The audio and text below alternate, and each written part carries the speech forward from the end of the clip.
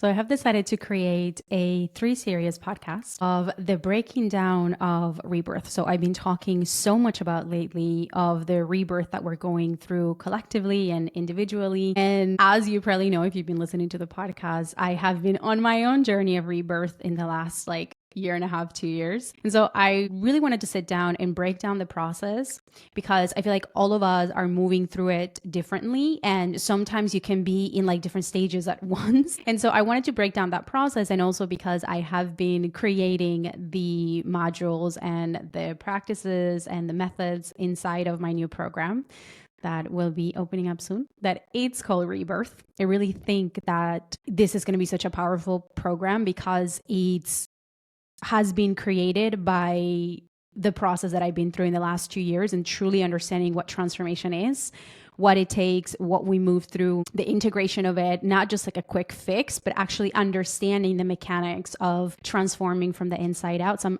extremely proud of the process of creating the methodology inside of my new program that's called Rebirth, and not pushing it, not rushing it, really allowing it to come together in its own timing. So this has been one of those creations that I have not been able to rush, and that I have had a lot of patience, and also understanding that I've had to move through the different stages, and sometimes you feel like you're losing your fucking mind moving through these transformations, and it can be so nuanced sometimes when you are unbecoming something and becoming something, and so much is changing.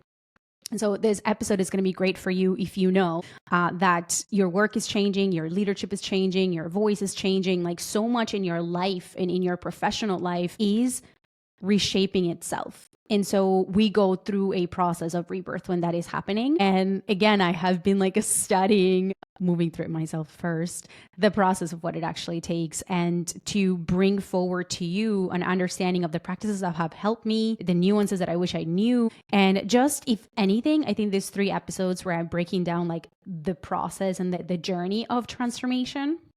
If anything, just give you a hey, you're good. It's super normal to feel all of these things. It's super normal that you're moving through this. And there is so much on the other end. And so I'm going to break these episodes into 3. The process of rebirth goes into the dissolution, which is almost the crumbling of everything that was not yours, that's not meant to move with you on that next phase of your evolution, whether it is in your business or in your life. And then it goes into the void, which is that period where you're okay, that's not who I am anymore, but who am I then? And is that process of walking that thin line in between the old and the new. And the last stage is the process of return, which is when you're actually returning, there's an essence of you that is returning that's very new. And all of those stages required understanding, patience, practices, embodiment, patient presence. There's so much. And so I'm going to try to share as much as possible throughout those so you understand which stage you're moving through, and if maybe they're, interlapsed right now for you, and share probably a little bit of practices of understanding for you that would be really helpful. And so the premises of this is to know that it's undeniably what's happening collectively for us. The year of 2025, which I've talked about it many times, that is the year of the snake. And funny enough, if you're watching the video of this, you can see me wearing my snake necklace that came to me towards the middle of last year, when I felt like there was a turning point in my journey. And I've had fear of snake my entire life. I think my biggest fear, alongside with 2 more, it's the snakes. And it was the first time that this spirit animal, this energy showed up, and it was very confronting because I've always had nightmares, nightmares of snakes biting me or chasing me or, suffocating me or killing me. It's just been this reoccurrent nightmare. And one of the things that I understood when it comes to the snake and the spirit of the snake, and what is really truly here to teach us, which is what this year of 2025 is here to teach us, is to confront our biggest fear, to confront the thing that we feel like it's going to kill us, that we feel like it's going to crush us, we feel we cannot fight against or face.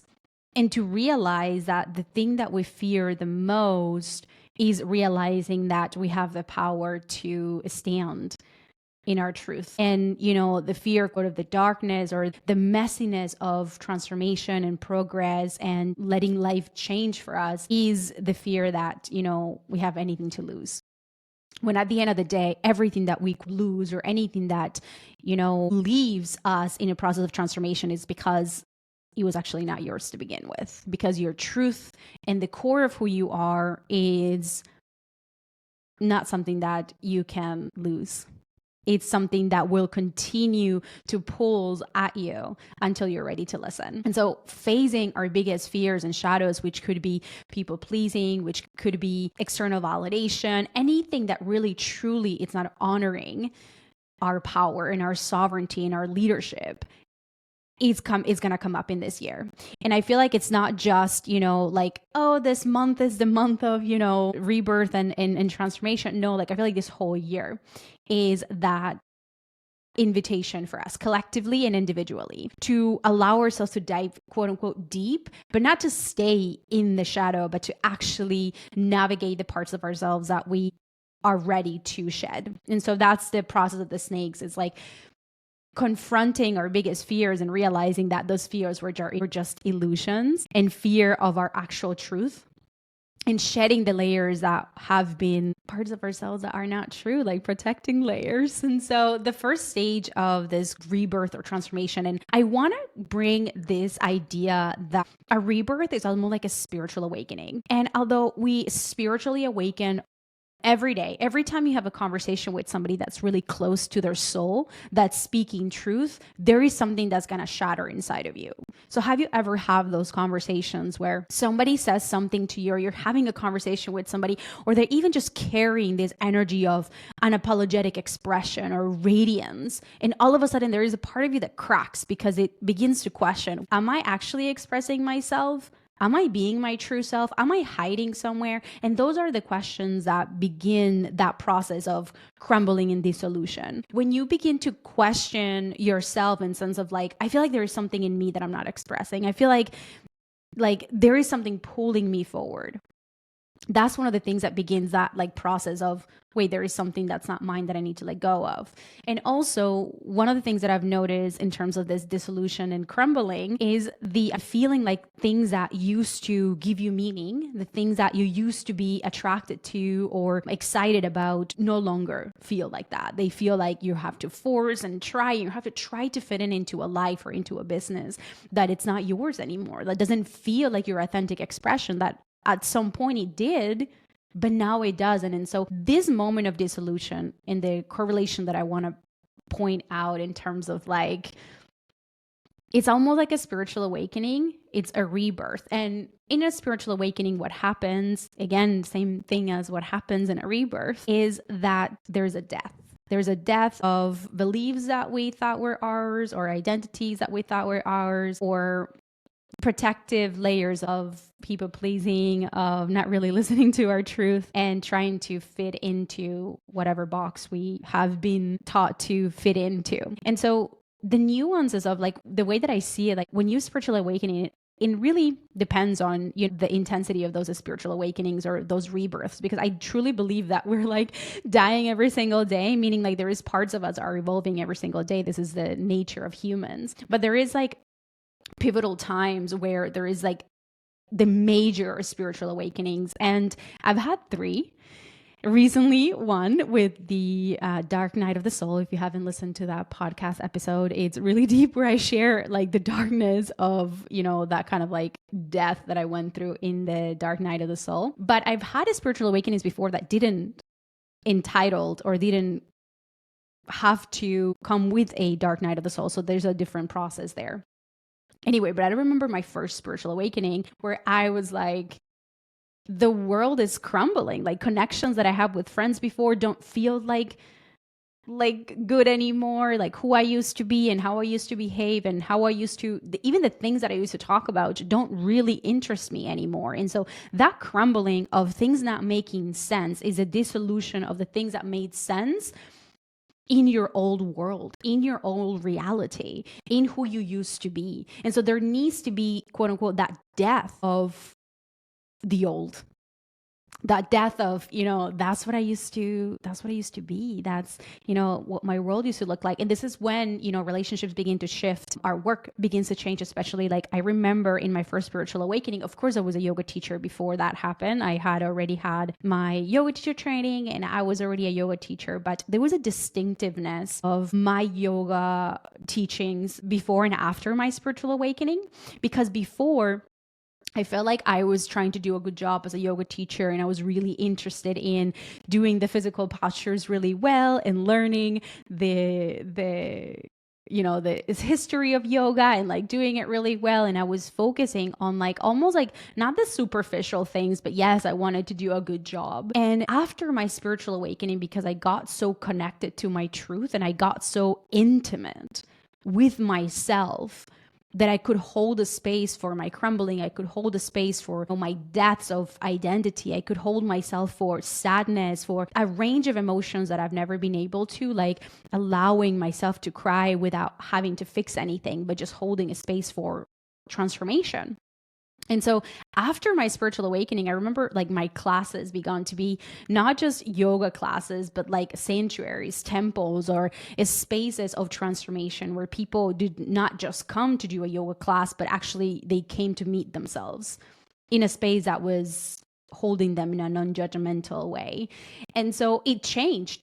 The depth of who I was and what I was able to bring to the table changed. But that came with that dissolution of like, wait, like there is more here and I'm going to meet myself at a deeper level. And so these are like some of the changes that can happen when you move through a spiritual awakening. That kind of shatters what you think is real and and we are wired for safety. So of course, like it's really vulnerable to notice that everything that you held as true or as, a sense of safety no longer has meaning. So losing meaning for things that used to give you a sense of excitement or connection, or, in a way that you used to look at yourself in your business and in your life, that like dissolution with things can feel really vulnerable. Like, okay, so then what is the meaning of this anymore? And so that's like that dissolution that a lot of the times you can feel like the process of death.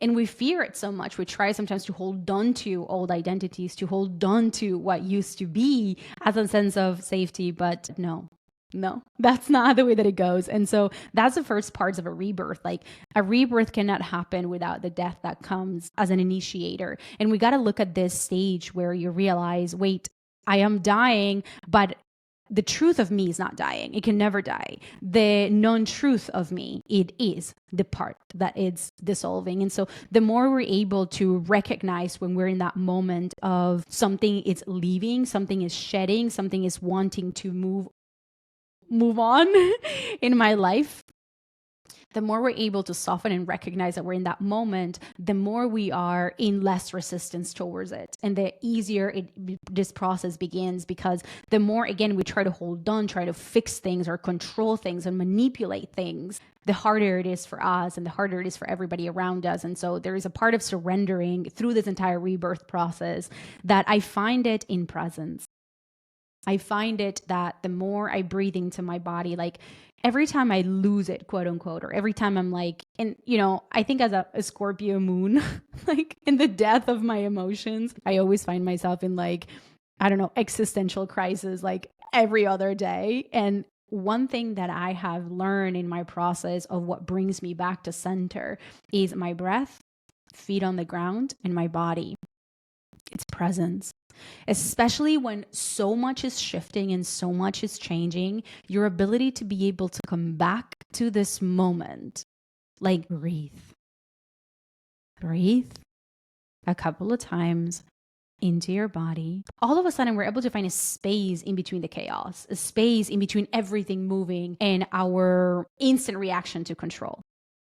So recognize when you are moving through this, recognize, you know what, in this moment, there are things about my work, there are things about my relationships, there are things about myself that are leaving. And they're not going to leave me empty, which is what we tend to believe. They're actually going to show me who I truly am. And in this moment where things are dissolving, I won't find the answers, because this is a process. And I think this is the very important piece of this process. That's like, we cannot rush a masterpiece in becoming. We cannot rush something that's being birthed. Like you cannot rush a pregnancy, for example. Like it's just the way that it is. Like, you know, when you are being birthed, like you're not there yet, you know, because there's things that need to open a space for other things to come through. And so trying in this stage of your rebirth, in this stage of the transformation, trying to get answers in that moment, it's not the way to go. Presence is, a breath is, finding yourself back into your body, giving yourself the grace of this kind of transformation, and knowing that this is not a passive process. Like, it's not like I'm just going to sit in my couch and let my life basically crumble, but it's like, how can I remain really present, listening to what my actions are? Because when things are crumbling, we've got to let things go actively. Like, there is things that we need to do, although there is surrendering in that process.